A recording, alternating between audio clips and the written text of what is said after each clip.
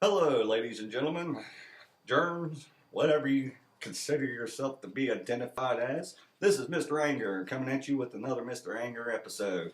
And for any of you that have been watching this, guess what? If you have to be old enough to have an ID to get in to see certain movies, then you need to go ask your parents for permission right now. Because once that timer hits 40 seconds, my show begins and you're welcome to my world. And guess what, parents? I just warned you. So I say this at the beginning of every episode, so don't you sit there down in the comments section wagging your little tail at me. Alright, you got 5 seconds, kiddies. I suggest you run along, because we're going to jump into this right the hell right now. First, we're going to talk about this Super Bowl performance and the halftime show with Beyonce.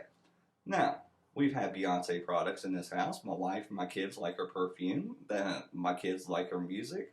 But after that halftime show, they threw away her music and they all three threw away her perfume. They went on back to Givenchy or whatever heck perfume they like. I don't know. They got so many perfumes, I don't even know. I mean, they got rows of this crap. I don't know. And make a French whore happy. I don't know. I'm sorry, stereotyping, but it's still funny. But anyways, I don't mean it. If you're French and you happen to be a whore, don't get offended. I'm just saying. Anyways, this halftime show was just incredibly racist and incredibly stupid. Representing the Black Panthers, a racist organization, and we all know that it's racism. The Black Panthers have proven their racism time and time and time and time and time and time and time again.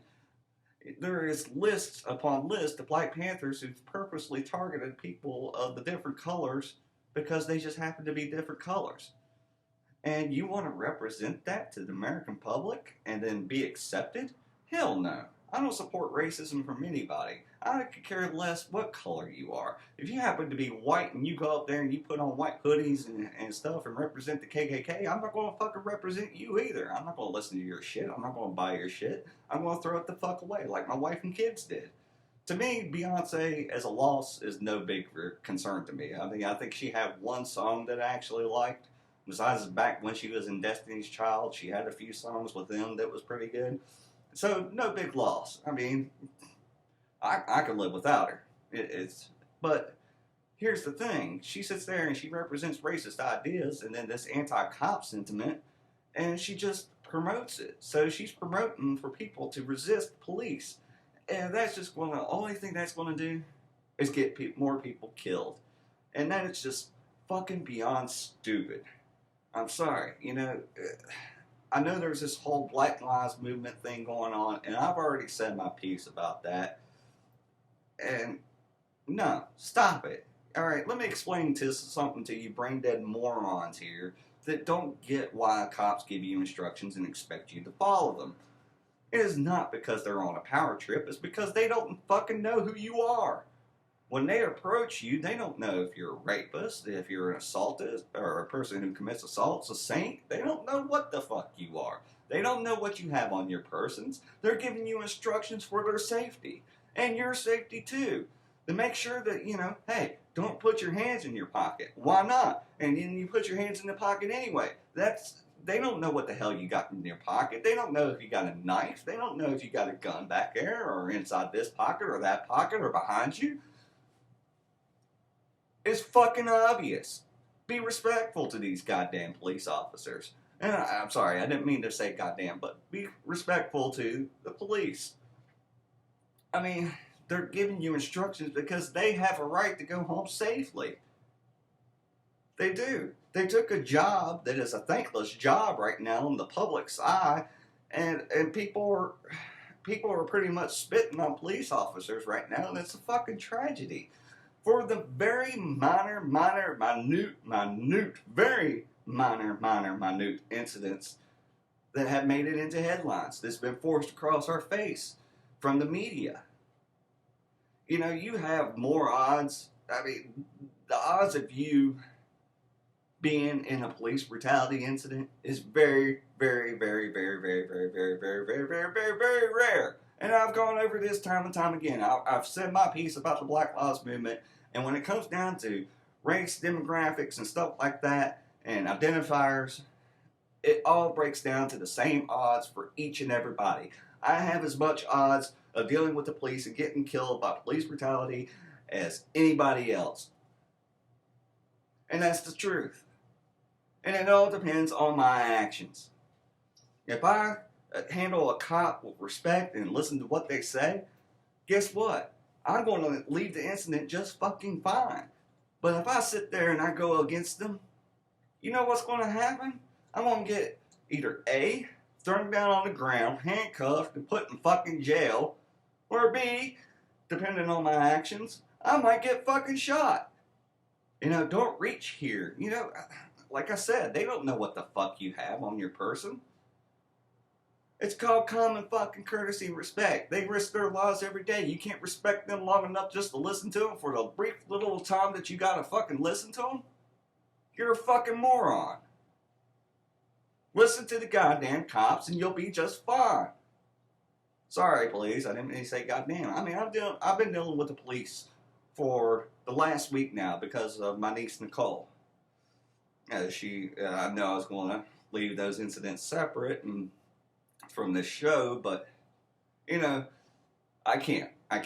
It's very much a part of me, and I think that you as an audience want somebody who's going to be straightforward and honest with you, and I'm going to be straightforward and honest with you now, as always. It's very much a part of me. So you want me as a person, then it's part of me now. So we're just going to have to deal with it. And they've been nothing but kind, respectful. Hell, the police paid for my niece's Nicole's funeral. Everything. The plot, everything. They took care of everything.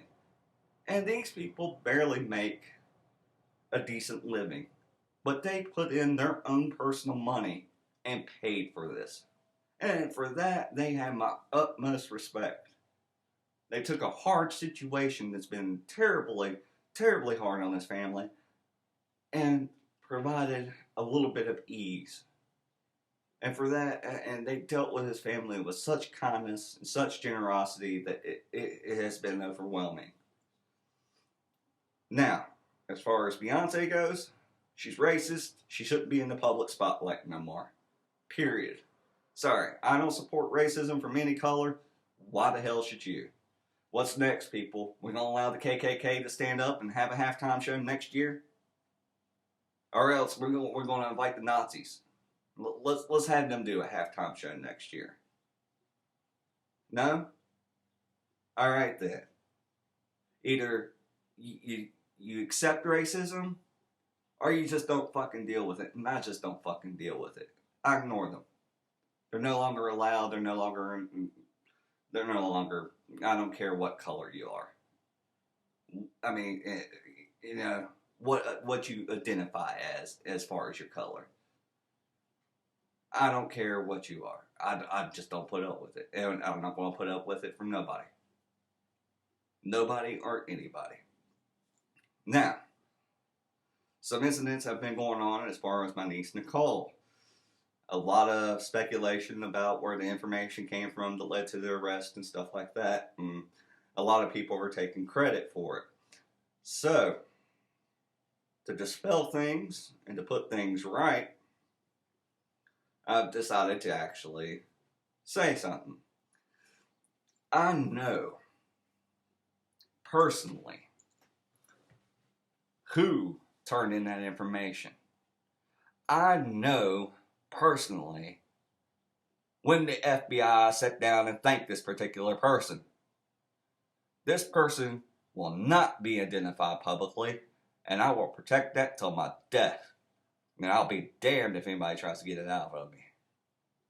I know who did it, and everybody that's been in the news so far is not the person that's done it. Have some honor and some goddamn respect. Tired of this shit.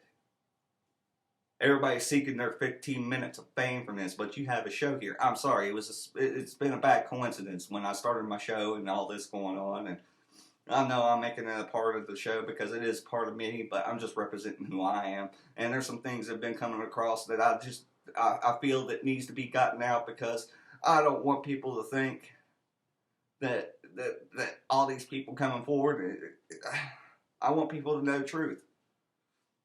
And the truth is most of is all of them are looking for their 15 minutes of fame.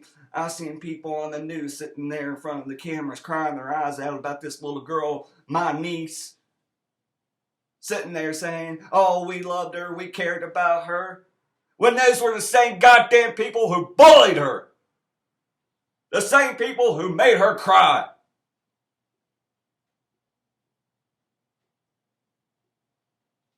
To say I'm angry is a little bit beyond measure.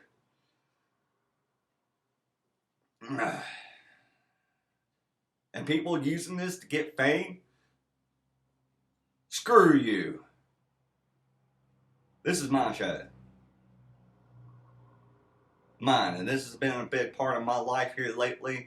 And I'm just venting and getting this stuff out because I don't want you to, I don't want the public getting the wrong idea. I'm not trying to use this as fame. I'm trying to dispel the truth and get the truth out to the people.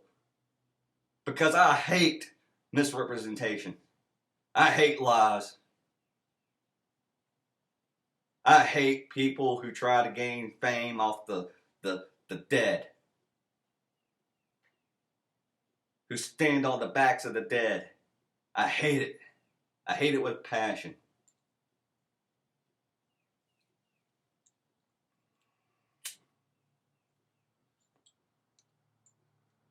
I don't want to profit from her death. And I shouldn't. Nobody should.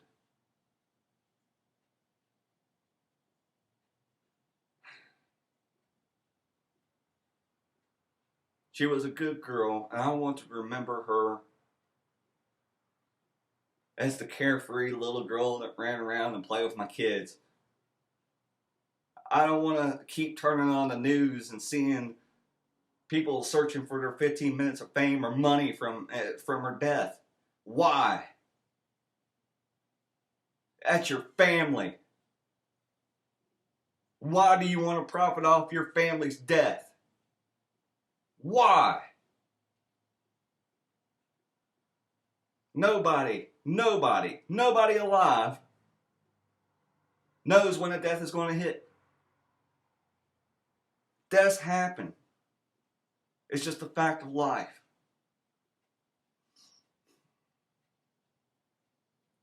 There's no way to calling up death and saying, "Hey, when's my date?" So I can schedule my time off. So I can make sure that I have money put aside. So I can make sure that I have this. You know, you're supposed to plan for the unexpected. Have an unexpected fun. And if you don't, you just grin and bear with it because that's your goddamn family.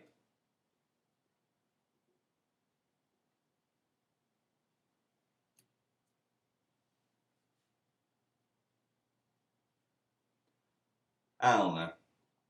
A lot of stuff's been going on in the news about Nicole's death that I just, oh my God, I can't turn it on and see a news article without getting angry. It's become preposterous. I want her to be remembered as the good little girl, the survivor, the one that survived having a kidney transplant, survived a lot of things. Good little girl that ran around happy and carefree. Not in her final moments. I don't even like thinking of what happened to her in her final moments. That kind of thought process leads you down a path of anger that there's no returning. And don't remember these numbnut killers. I want to repeat that and repeat that again. Don't you ever remember these numbnut killers. They'll get their justice.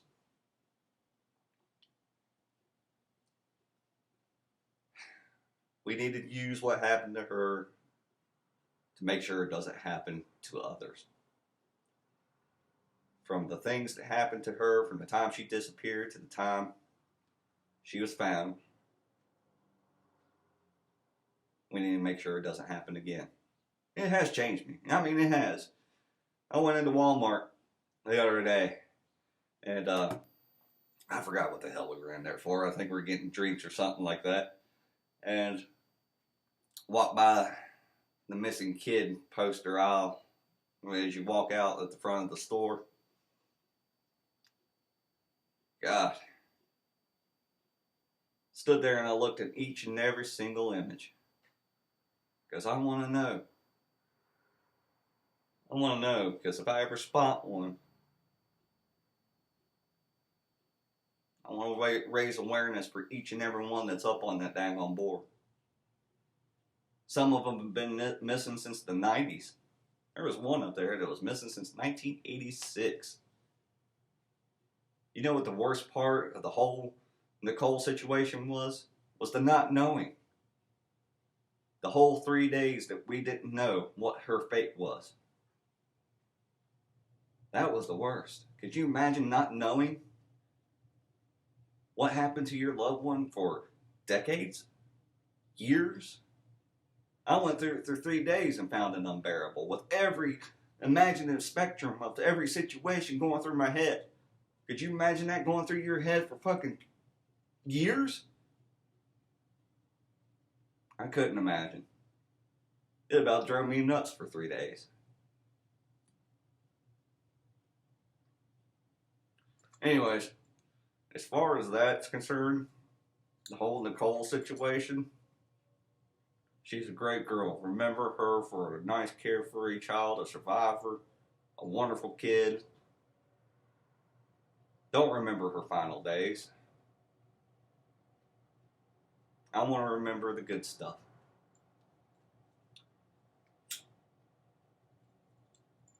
And all you people out there misrepresenting facts, getting on camera pretending you used to care about her, I know who you are. I will have words with you. You can goddamn guarantee that.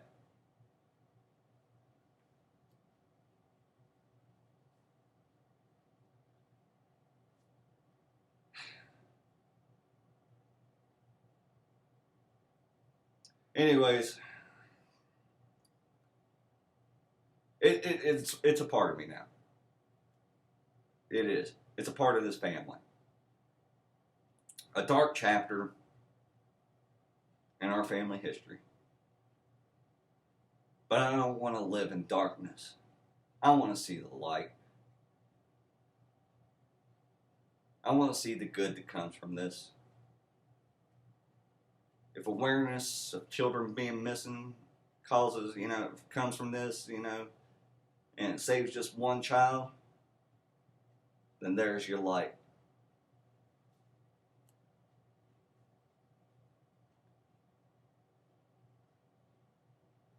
Alright, that's enough for me for today.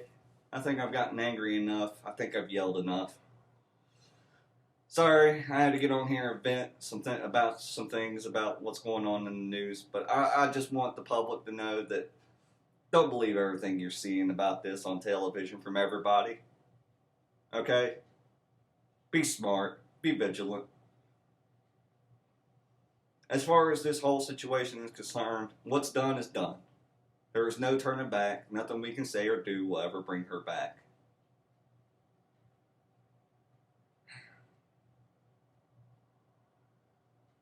But we can try to prevent it from happening again.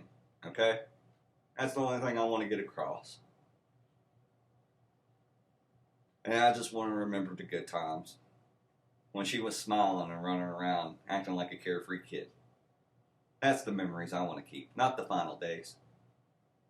Not the final hours. Alright, this is Mr. Anger. I know this episode ran a little bit long. Like I said, all this has become a part of me. I'm not going to keep dredging this up, but I wanted to get some things out there and set people straight and make the public more aware and more vigilant of who they're listening to and be careful of what they choose to believe from people, okay? Just, as far as her death goes, justice will be served. The courts will sort that out, and it will be taken care of. Believe me, this family will make damn sure of that. But a lot of the stuff that was going on, I just had to get out. Thank you for watching. I'll be on next episode. We'll talk about some what to do with your tax returns. I know a lot of people, when they get tax returns back, they find it a good time to go shopping for some gadgets, such as TVs and game consoles and electronics. So I'll present some information about TVs, the differences in between TVs and between LCD, LED, OLED, 4K, 5K. They do have the OLED 4K series now. LG just put out. I'm talking foreign semantics right now, but this will be some of the things we discuss along with console debates. It'll be a little bit more lighthearted issue or episode. So no more screaming and yelling at you. I promise. Do you forgive me for yelling at you? You need therapy? You need me to call you psychologist? Do you? I'll call you one. This is Mr. Anger. Get out of here. I'll see you next time.